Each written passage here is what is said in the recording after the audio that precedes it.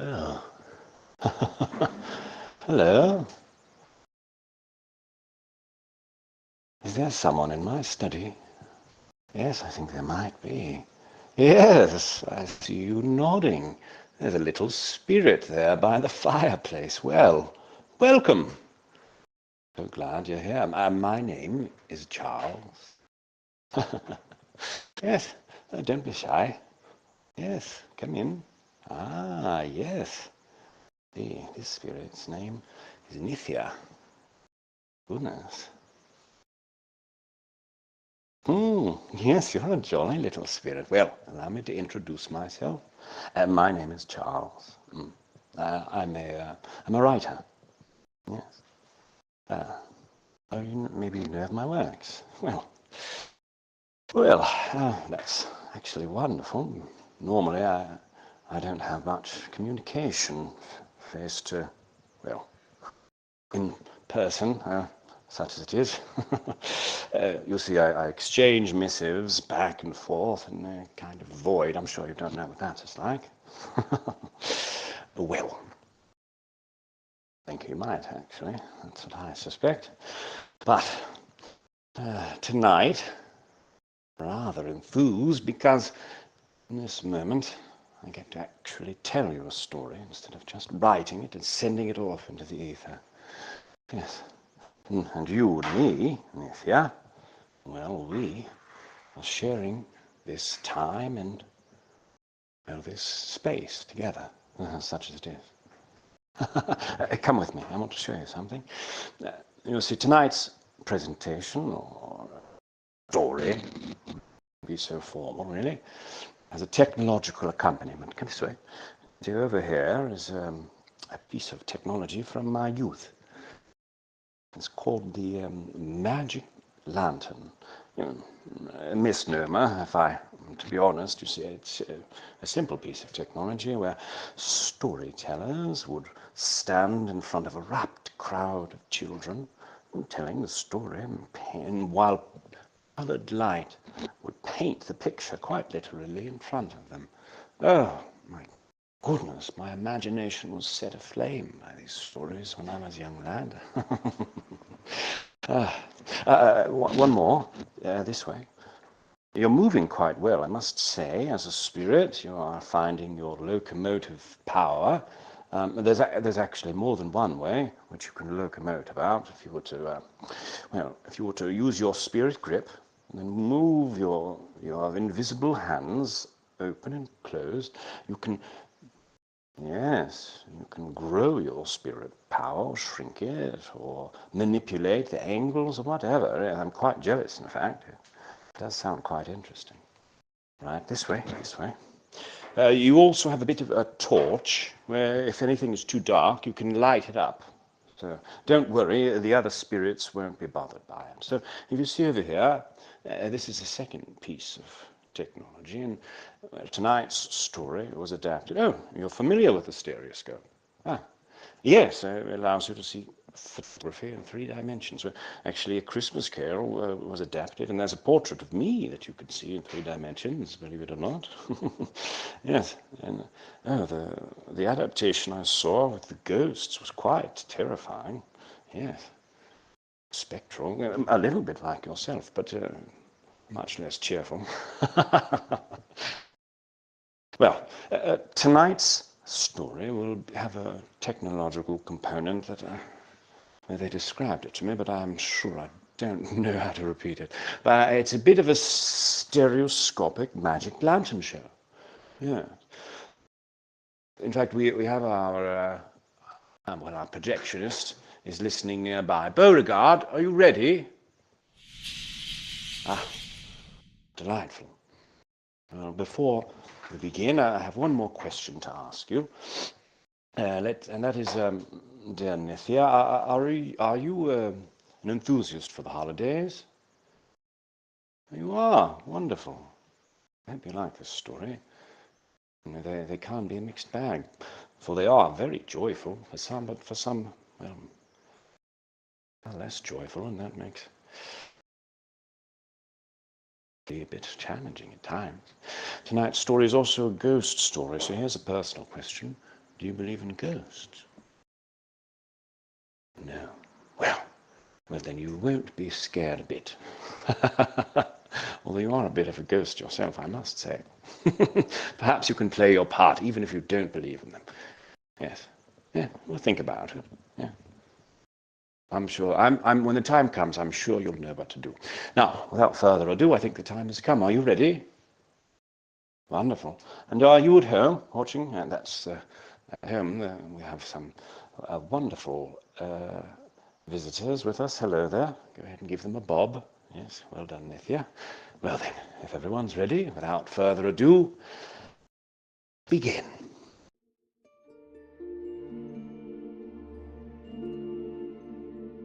Marley was dead, to begin with. There is no doubt whatever about that. This must be distinctly understood, or nothing wonderful can come of the story I'm about to relate. You see, Scrooge never painted out old Marley's name. There it stood for years afterwards above the warehouse door. Scrooge Marley. Oh, just about there. Well, that other little spirit is floating above. Hello? Hello, we've got a late comer.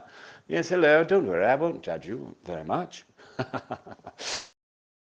Oh, but he was a tight-fisted hand at the grindstone, Scrooge. No wind that blew was bitterer than he. Yes, nobody stopped him in the streets to say with gladsome looks, "Oh, my dear Scrooge, how are you? When will you come to see me?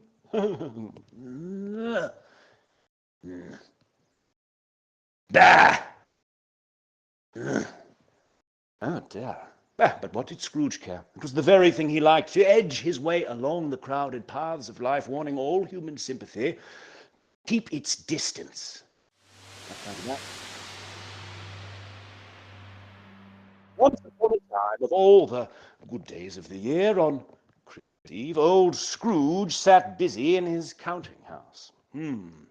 Now, the door was open that he might keep an eye upon his clerk, who in the next cell beyond was copying letters. Now, Scrooge had a very small fire, but the clerk's fire was so very much smaller that it looked like coal. A Merry Christmas, Uncle! God save you! This was the voice of Scrooge's nephew, who's over here. I don't mind walking through you, as long as you don't mind it. Yeah? Now, this was the first intimation that Scrooge had of his approach. Hello! Bah! Humbug! Oh, Christmas a humbug? Uncle, surely you don't mean that. I do. What right have you to be merry? You're poor enough. Well, come then, what right have you to be dismal? You're rich enough.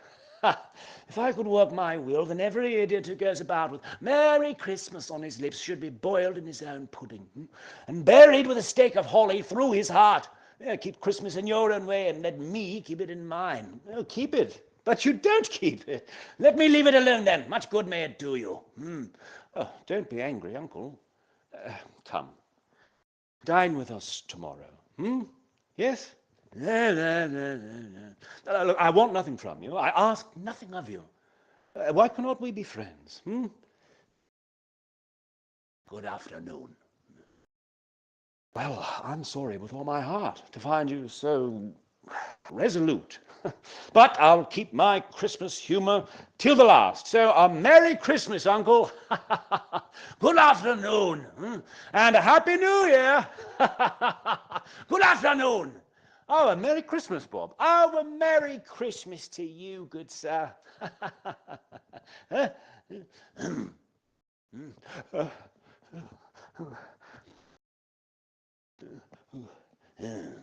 There goes another fellow, my clerk, with 15 shillings a week and a wife and family, talking about a Merry Christmas.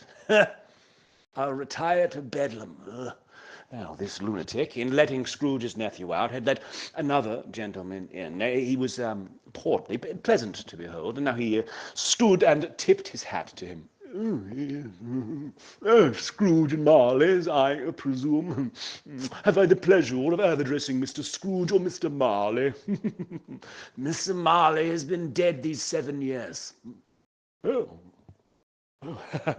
Well, at this festive season of the year, Mr. Scrooge, it is more than usually desirable that we should make some slight provision for the poor and destitute who suffer greatly at the present time.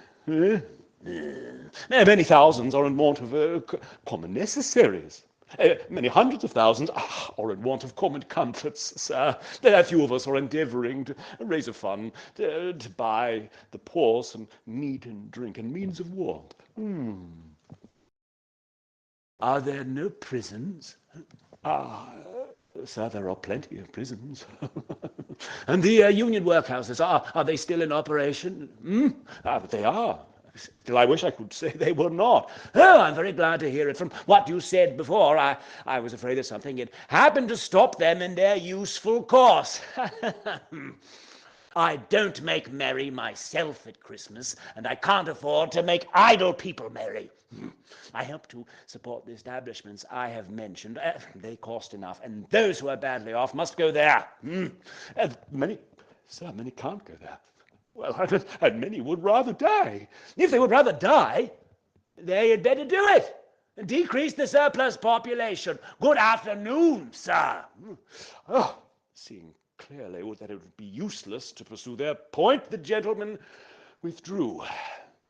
Meanwhile, well, I'm sure you can see from there, the fog and darkness. Yes.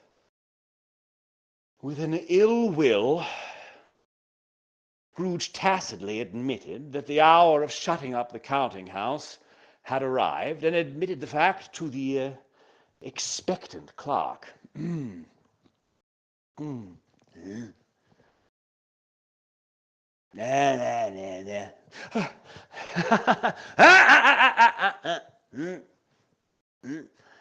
You'll want all day tomorrow, I suppose. Well, sir, if it's quite convenient, sir. No, it's not convenient. And it's not fair. Now, if I was to stop half a crown for it, you'd think yourself ill-used, I'll be bound. Yet you don't think me ill-used when I pay a day's wages for no work. Well, sir, it is only once a year, sir. Poor excuse for picking a man's pocket every 25th of December. But I suppose you must have the whole day. Be here all the earlier next morning. The clerk promised that he would, and Scrooge walked out with a growl. His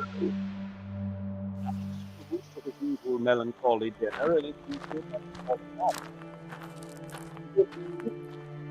rooms in a lowering old pile of a building. Now, oh, wonderful. You are keeping up quite well, my little friend. And for you, little spirit over there, do remember to locomote about. We went through your spirit power, but you can sit passively as well. I mean, your story, whatever you like.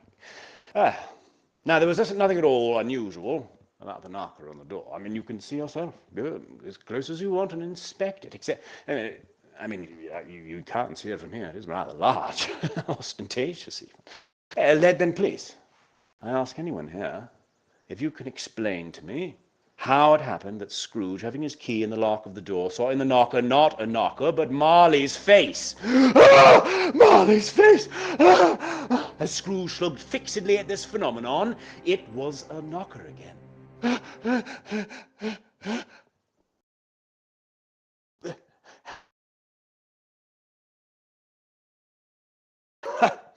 Pooh-pooh. Now, Scrooge was not a man to be frightened by echoes, but he walked through his rooms just to make sure that all was right.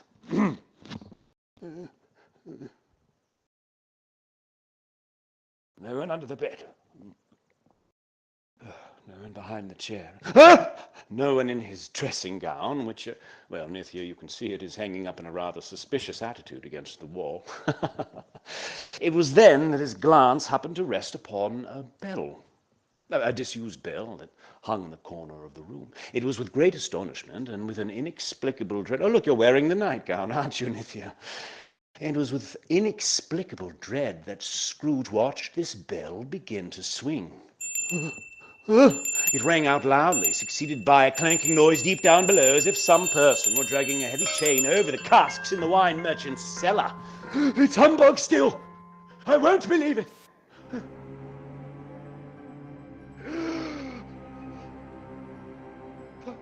How now? What do you want with me? Much. Who are you? Ask me who I was. Well,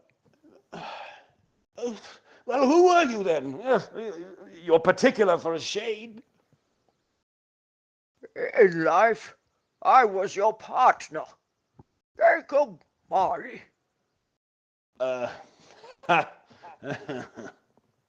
You don't believe me. I don't. Why do you doubt your senses? Because a little thing affects them. A slight disorder of the stomach makes them cheats. Why, you might be an undigested bit of beef. Yes, a crumb of cheese, a fragment of an underdone potato. Oh, there's more of gravy than of grave about you, whatever you are. Mercy! Dreadful apparition, why? Why do you trouble me? Man of the worldly mind, do you believe in me or not? I do. I must. You are fettered. Tell me why. I wear the chains I forged in life. I made it link by link and yard by yard. I girded it of my own free will, and of my own free will I wore it. Would you know the weight and length of the strong coil you bear yourself? It is a ponderous strain. Old Jacob Marley, tell me more. Speak comfort to me, Jacob. I am here tonight to warn you that you have yet a chance and hope of escaping my fate. A chance and hope of my procuring Ebenezer. Oh, you always were a good friend to me. Thank you. You will be haunted by 3 spirits. Is that the chance and hope you mentioned, Jacob? It is. I think I'd rather not. Without their visits, you cannot hope to shun the path I tread. Expect the first tomorrow when the bell tolls 1. Oh, couldn't I take him all at once and have it over with, Jacob? Expect the second on the next night at the same hour. The third upon the next night when the last stroke of 12 has ceased to vibrate. Look to see me no more.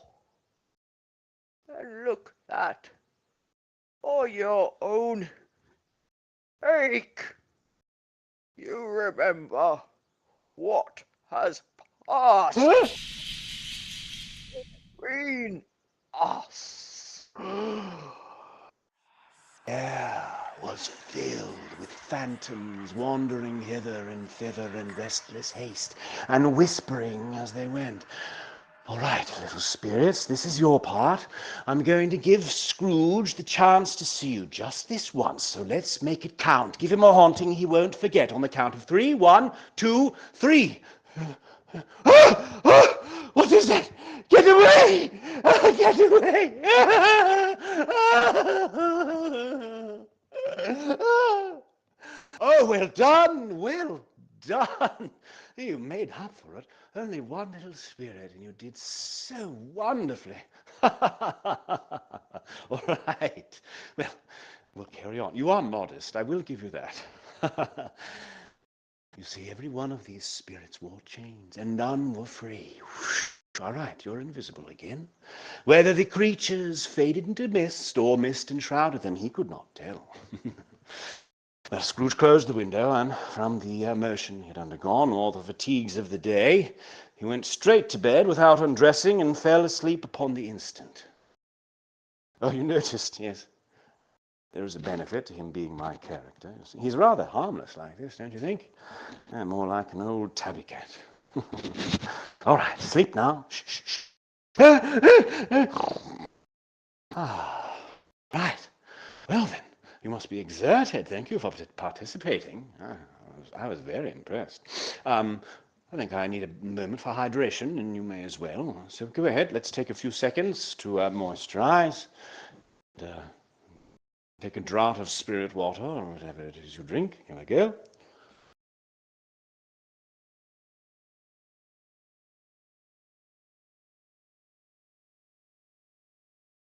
Hydrated? Wonderful. Carry on. Now, when Scrooge awoke, it was dark, and he was endeavouring to pierce the darkness when the chimes of a neighbouring church struck. 12. The ghost had warned him of a visitation when the bell tolled 1. He resolved to lie awake until at last it broke upon his listening ear with a deep, dark, hollow, melancholy 1. Light flashed up in the room upon the instant, and the curtains of his bed were drawn aside. Scrooge, sitting up, suddenly found himself face to face with the unearthly visitor who drew them, as close to it as I am to you now. Yes.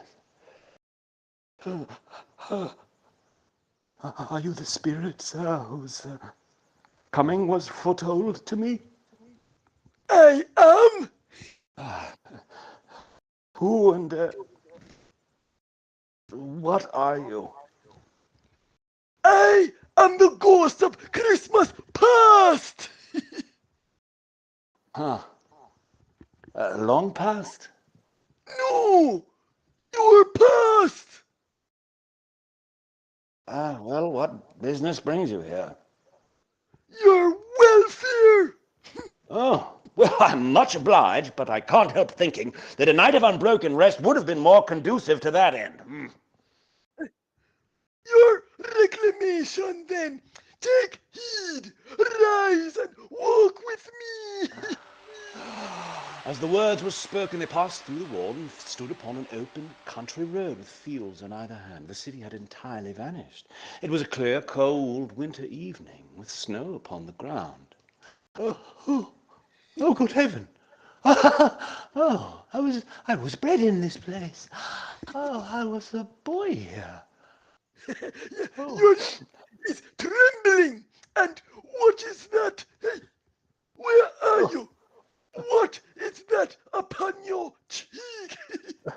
A pimple. I beg of you, lead me where you will. Stop teleporting me around. You recollect the way? No, remember it. I could walk it blindfolded. Oh. Strange to have forgotten it after so many years. Let us go on. They walked along the road, Scrooge recognizing every gate and post and tree until there it is, a little market town appeared in the distance behind you, with its bridge, its church, and its winding river. The school is not quite deserted. A solitary child, neglected by his friends, is left there still. I know. Entering the dreary hall, there was a chilly bareness in the place that, it associated itself somehow with too much getting up by candlelight and not too much to eat. A door at the back of the house disclosed a long, bare, melancholy room, made barer still by lines of plain desks, and at one of these a lonely boy was seated near a feeble fire, and Scrooge wept to see his poor, forgotten self as he used to be. Oh, oh. Suddenly a man in foreign garments, wonderfully real and distinct to look at, stood outside the window, with an axe stuck in his belt and leading by the bridle a donkey laden with wood. Come on now. Hello. Wait, it's Ali Baba. Why, it's dear old honest Ali Baba. Yes, I know one Christmas time when yonder solitary child was left here all alone. He did come for the first time, just like that. Oh, poor boy. Oh, no. Poor boy. What? It's too late now. What is the matter? Nothing. Nothing. There was a boy singing a Christmas carol outside my door last night. I'd like to have given him something, that's all. Let us see another Christmas! At that moment left the school behind them. They were now in the busy thoroughfares of a city. This way. Here, too, it was Christmas time again, and they stopped at a certain warehouse door. No, I was apprenticed here. Oh, why, it's old Fezziwig. Oh, bless his heart. Why, it's Fezziwig alive again. Oh, ho there. Ebenezer. Scrooge's former self, now grown a young man, came briskly in. Yo ho, my boy. No more work tonight. Christmas Eve, Ebenezer. Oh, clear away, my lad. Let's have lots of room here. Hiley ho, clear away. Oh, there was nothing they wouldn't have cleared away with old Fezziwig looking on. It was done in a moment. The lamps were trimmed, and the warehouse was as snug and bright a ballroom as you would desire to see on a winter's night. In came a fiddler with a music book. In came Mrs. Fezziwig, one vast, substantial smile. In came the three Miss Fezziwigs, beaming and lovable, and in came the 6 young followers whose hearts they broke. In came all the young men and young women involved in the business, and away they all went. 20 couples at once, round and round. Oh, we've got a new spirit. All right, come on, join us on the dance floor. Let's see your moves. Yeah, I know we're a bit limited, but oh yes, that's quite good bobbing. Oh yes, during the whole of this Scrooge acted like a man out of his wits. Yes. His heart and soul were in the scene, and with his former self he remembered everything, enjoyed everything, and underwent the strangest agitation. Oh! A small matter to make these silly folks so filled with gratitude. More! Oh! Why, is it not? You spent but a few pounds of your mortal money. Is it so Isn't much it? that he deserves this praise? Power to render us happy or unhappy. Huh? Oh, to make our service light or burdensome, a pleasure or a toil. Oh, the happiness he gives is, oh, it's quite as great as if it cost a fortune.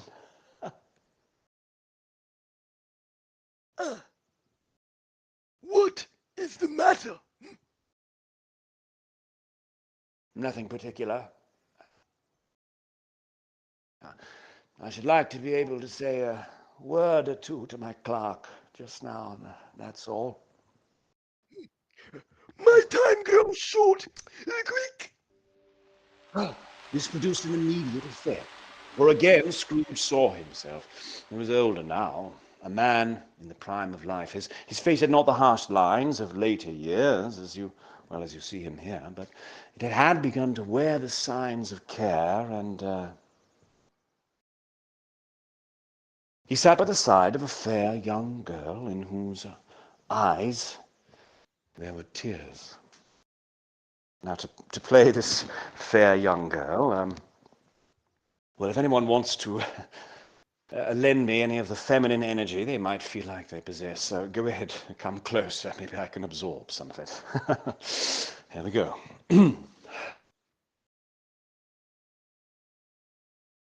Another idol has displaced me, and if it can comfort you in time to come, as I would have tried to do, I have no just cause to grieve. No, no, what idol has displaced you? Golden one. Oh, I have seen your nobler aspirations fall off one by one, and until the master passion, gain, engrosses you. Our contract is an old one. It was made when we were both poor and content to be so. You are changed.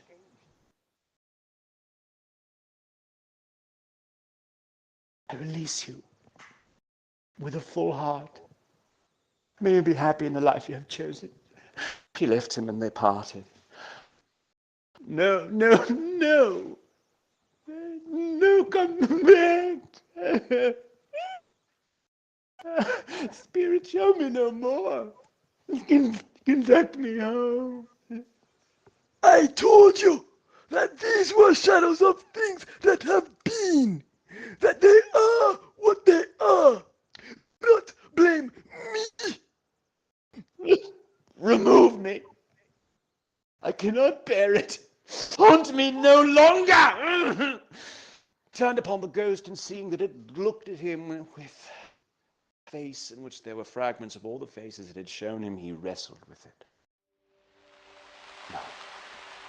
He was conscious then of being exhausted and overcome by an irresistible drowsiness, and further of being in his own bedroom. He had barely time to reel to bed before he sank into a heavy sleep. Shh, that's enough now. Shh, shh, shh.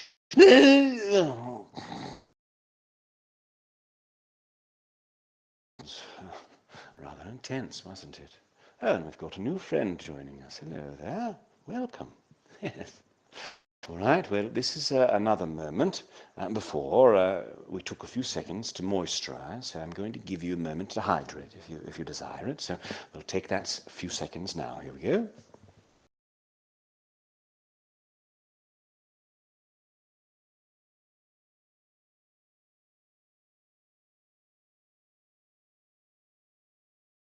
Oh, delicious. You know, when I get dehydrated, I feel like my head is just floating off the ground. Do you feel like that? Yes. All right, we shall carry on. Awakening in the middle of a prodigiously tough snore, Scrooge felt he was restored to consciousness. Come on now, I've got a story to tell. Restored to consciousness in the right nick of time for the special purpose of holding a conference with the second messenger dispatched to him. When the bell struck 1, he got up softly in his slippers and shuffled to the door. Now, it was his own room, there was no doubt about that, but it had undergone a surprising transformation. You see, the walls and ceiling were hung with living green, that it looked a perfect grove, from every part of which bright gleaming berries glistened, and there in an easy state sat a jolly giant, glorious to see. Come in. Come in and know me better, man. Scrooge entered timidly, and though the spirit's eyes were clear and kind, he did not like to meet them. I am the ghost of Christmas present. Look upon me. You've never seen the like of me before. No, never. Never walked forth with my elder brothers born in these later years?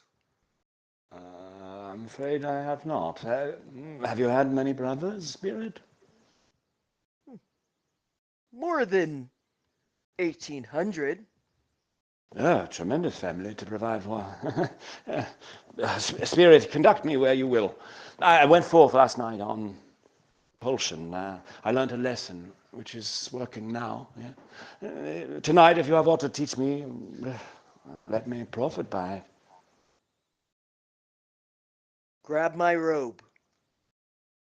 Very well. Scrooge did as he was told and held it fast, and they stood in the city streets on Christmas morning. And here, too, it was Christmas time, but the ghost led him straight to Scrooge's clerk's house. Yeah. And on the threshold of the door, the spirit smiled and stopped to bless Bob Cratchit's dwelling. Oh, oh. Up rose Mrs. Cratchit, dressed, but poorly, in a twice-turned gown, but brave in ribbons. She laid the cloth, assisted by Belinda Cratchit, second of her daughters, and now in came two smaller Cratchits, boy and girl, who came tearing in, screaming and basking in luxurious thoughts of sage and onion. They danced about the table.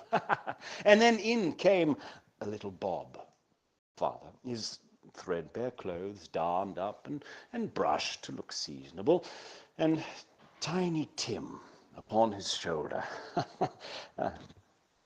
Alas for Tiny Tim, he bore a little crutch and had his limbs supported by an iron frame. And how did little Tim behave? Oh, as good as gold, and better. There you are, Tim. Somehow, Tim by himself so much. He thinks the strangest things you ever heard. He told me coming home that he hoped the people saw me in the church because it might be pleasant for them on Christmas Day to remember who it was who made lame beggars walk and blind men see. Bob's voice was tremulous as he told them this, and it trembled even more when he said that Tiny Tim was growing strong and hearty. Up rose Mrs. Cratchit, who left to take the pudding up, and in half a minute she entered, flushed but smiling proudly. Oh, a wonderful pudding. Come on, everyone. Gather round, grab a seat. Everybody had something to say about it, but nobody said or thought that it was at all a small pudding for such a large family. No, it would have been flat heresy to do so. Shh! I'm talking to you, Whitmore, all right? And not just because you're a latecomer, okay? At last the dinner was all done. The cloth was cleared, the hearth was swept, the fire made up, and the whole Cratchit family drew around the hearth. Oh, Roy, gather round, my dears. I give you Mr. Scrooge, the founder of the feast. The founder of the feast, indeed. I wish I had him here. I'd give him a piece of my mind to feast upon, I would. Oh, my dear, the children. Christmas Day. It should be Christmas Day, I am sure, on which one drinks the health of such an odious, dingy, unfeeling man as Mr. Scrooge. I'll drink his health for your sake and the day's, but not for his. A Merry Christmas and a Happy New Year. He'll be very merry and very happy, I've no doubt. First of their proceedings was no heartiness. Scrooge was the ogre of the family. The mere mention of his name cast a dark shadow over the party, which was not dispelled for a full 5 minutes. But after it had passed, they were 10 times merrier than before.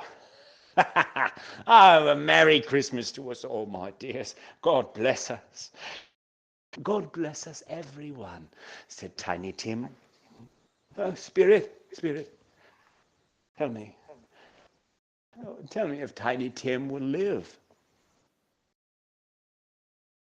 I see a vacant seat in the poor chimney corner, and a crutch without an owner, carefully preserved. If these shadows remain unaltered, by the future, the child will die. No. Oh, kind Spirit, say he will be spared. What then? If he be like to die, he had better do it and decrease the surplus population. Man, if man you be in heart, forbear that wicked cant until you know what the surplus is and where it is. will you decide what men shall live and what men shall die? It might be that, in the sight of heaven, you are more worthless and less fit to live than millions like this poor man's child. Scrooge bent his head before the ghost's rebuke, and trembling cast his eyes upon the ground. Scrooge and the spirit were then again upon their travels. Much they saw, and far they went, and many homes they visited, but always with a happy end. The spirit stood beside sick beds, and they were cheerful. By poverty, and it was rich. In almshouse, in hospital, in jail, in miseries, every refuge, the spirit left his blessing. It was a long night. If it were only a night, but Scrooge had his doubts of this, because the Christmas holiday appeared to pass within the space of time they passed together. It was then that Scrooge looked about him for the ghost and saw it not. His last stroke of 12 ceased to vibrate. He remembered the prediction of old Jacob Marley, and lifting up his eyes, beheld a solemn phantom, draped and hooded, coming like a mist along the ground towards him.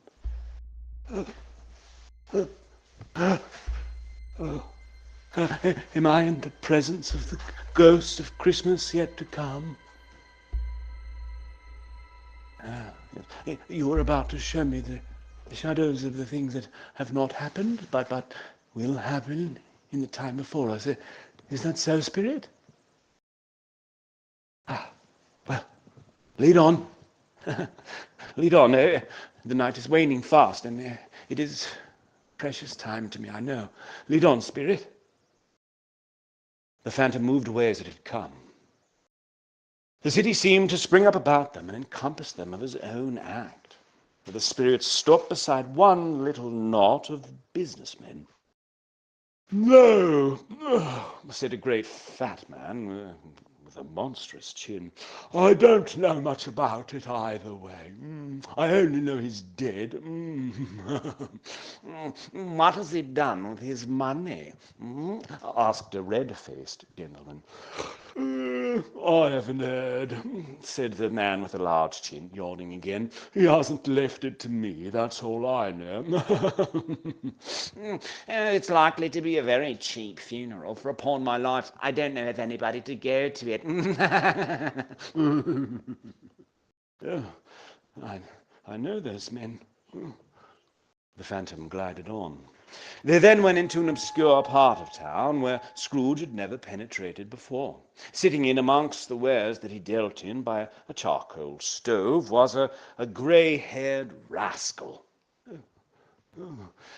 Scrooge and the phantom came into the presence of this man just as a woman with a heavy bundle slunk into the shop. What odds then? What odds then, old Joe? Every person has a right to take care of themselves. He always did. That's true indeed. No man more so. Who's the worse for the loss of a few things like these? Not a dead man, I suppose. If you wanted to keep him after he was alive, then why wasn't he natural in his lifetime? If he had been, he'd have had somebody to look after him when he was struck with death, instead of lying, gasping out his last alone by himself. Open up that bundle, old Joe. Let me know the value of it. What do you call this, then? Bed curtains? You don't mean to say that you took him down, rings and all, with him lying there? Oh, yes, I do. Why not? He frightened everyone away from him when he's alive, to profit us when he was dead. Oh, Spirit, I see. The case of this unhappy man might be my own. My life tends that way now. Heavens, what is this? He recoiled in terror, for the scene had changed again, and now he almost touched a bed, a bare, uncurtained bed, on which, beneath a ragged sheet, there lay something covered up.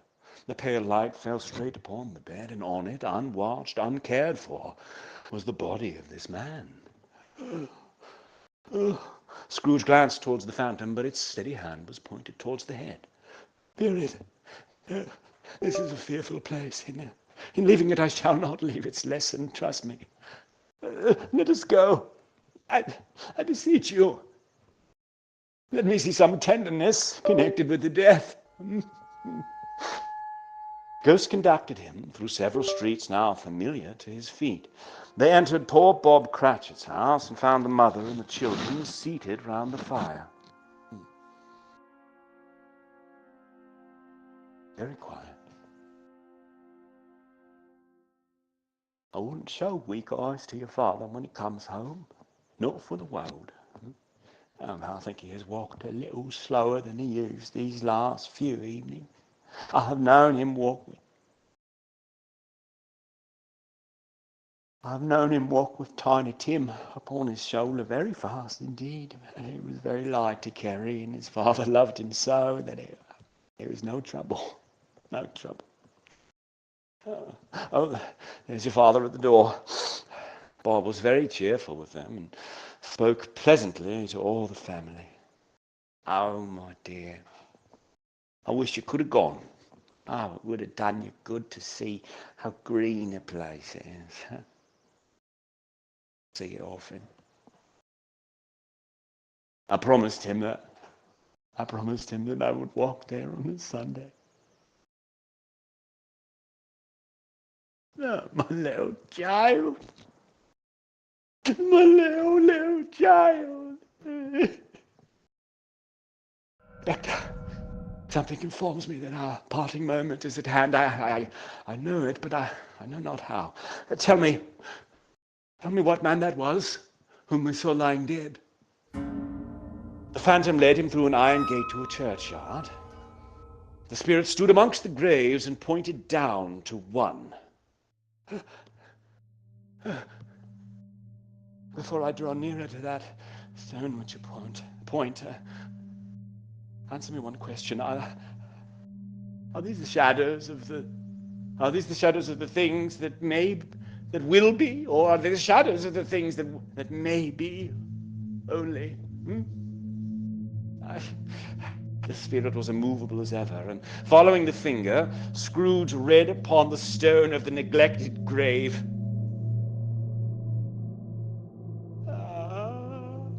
his own name. Oh, no. Am I that man who lay upon the bed? Oh no, spirit. No! Why show me this if I am past all hope? Show me yet that I may change these shadows you have shown me by an altered life. I will honor Christmas in my heart and keep it all the year. I will live in the past and the present and the future. I will not shut out the lessons that they teach. Oh, tell me I may sponge away the writing on this stone. In his agony, he caught the spectre's robe. The spirit repulsed him. Holding up his hands in a last prayer to have his fate reversed, he saw an alteration in the phantom's hood and dress. He collapsed, shrunk, and dwindled down into a bedpost. Oh, yes, and the bedpost was his own. The bed was his own. Oh, best and happiest of all the time before him was his own to make amends in. Yes! The spirits of all three drive within me. Oh, Jacob Marley. Oh, heaven in the Christmas time be praised for this. Oh, the shadows of the things that would have been be dispelled. No, they will be. I know they will. Oh, I'm as happy as an angel. Oh, I'm as merry as a schoolboy. Oh, I'm as light as a feather. Oh, hello there. Yes, hello there. What day is it today, my fine fellow? Today? Why, today, it's Christmas Day, sir. Oh, it's Christmas Day. I haven't missed it. The spirits have done it all in one night. Oh, do you know the poulterers in the next corner? Do you know that they've sold the prize turkey that was hanging there? Not the little prize turkey, the big one. Yes, go and buy it and have them bring it here. Oh, they shan't. I'll send it to Bob Cratchit's. Oh, they shan't know who sends it. It's twice the size of Tiny Tim. Oh, hello there. Whoop.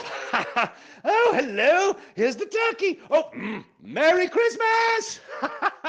That's much too big to carry to Camden Town. You must have a cab. Oh, the chuckle with which he said this, and the chuckle with which he paid for the cab, and the chuckle with which he recompensed the boy were only to be matched by the chuckle with which he sat down in his chair again and chuckled till he cried. He at last got out into the streets. He had not gone far when, coming on towards him, he beheld the portly gentleman who had come into his counting house the day before. No, not him. My dear sir, I do hope you succeeded yesterday. It was very kind of you. Oh, and a Merry Christmas to you, sir.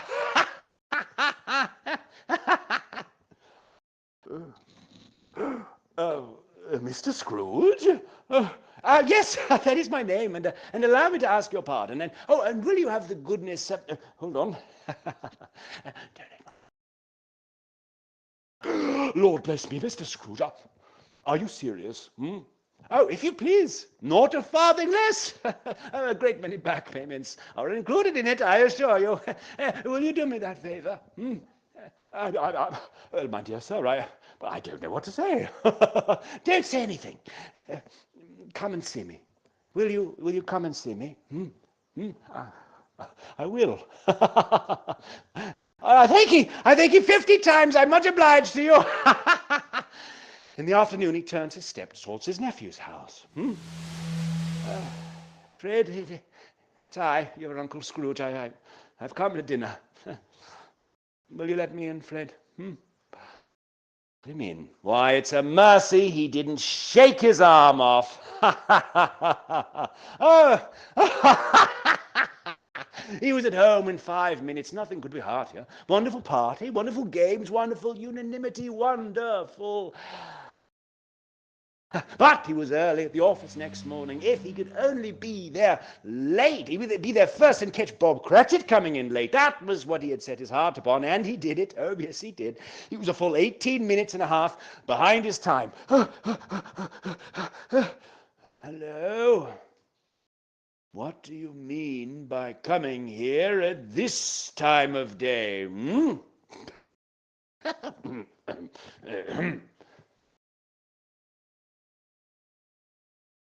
I'm very sorry, sir. I'm behind my time. You are? Oh, yes. I think you are. Step this way, sir, if you please.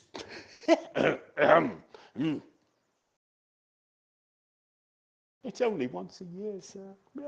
It shall not be repeated. I was making rather merry yesterday, sir. No, I'll tell you what, my friend, I'm not going to stand for this sort of thing any longer, and therefore, I'm going to raise your salary. Oh, a Merry Christmas, Bob, a Merrier Christmas, Bob, my fine fellow, than I have given you for many a year. I'll raise your salary and endeavor to assist your struggling family, and we will discuss your affairs this very afternoon over a bowl of smoking Bishop Bob Cratchit. Oh, Scrooge was better than his word. He did it all and infinitely more. And to Tiny Tim, who nephew, Tiny Tim did not die. I could tell you were rather concerned about that. Yes. To Tiny Tim, Scrooge was a second father. He became as good a man, as good a friend as the good old city knew. Now, some people laughed to see the alteration in him, but he let them laugh. And little he heeded them, for his own heart laughed. And, well, that was quite enough for him. He had no further encounter with spirits like yourself, and it was always said of him that he knew how to keep Christmas well if any man alive possessed the knowledge. May that truly be said of us, and all of us. And so, as Tiny Tim observed, God bless us, every one.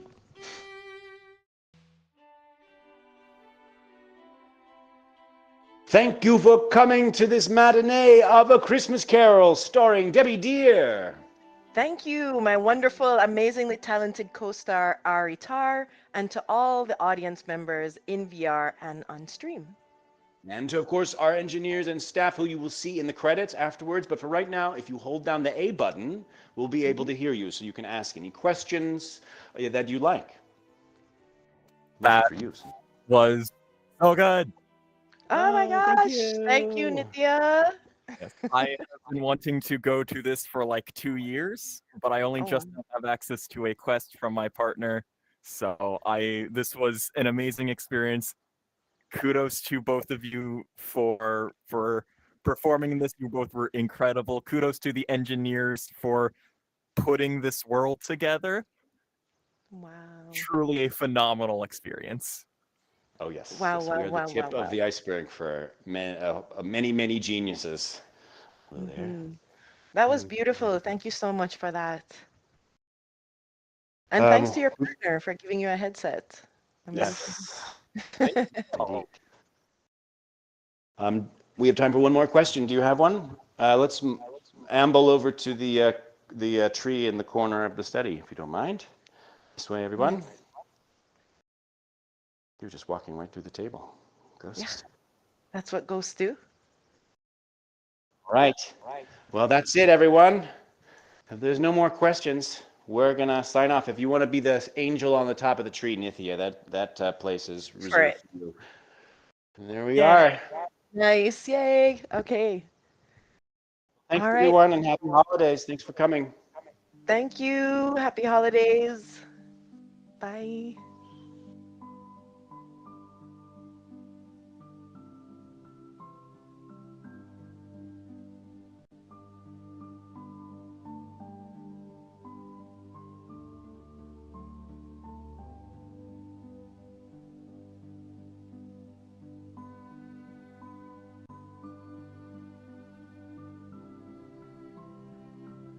Thank you, Michael.